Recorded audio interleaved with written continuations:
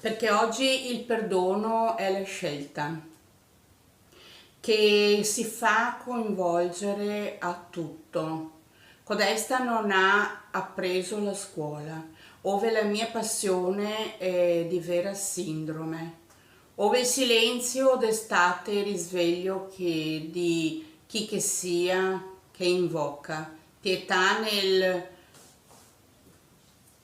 momento in cui il male non esiste ma sono solo incomprensioni, ove invece esiste la tregua di una sentenza che non è possibile.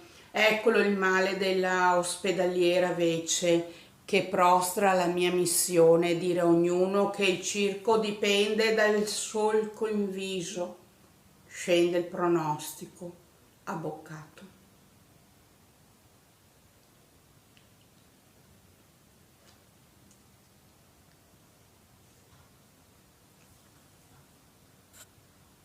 Ciao, ciao ciao.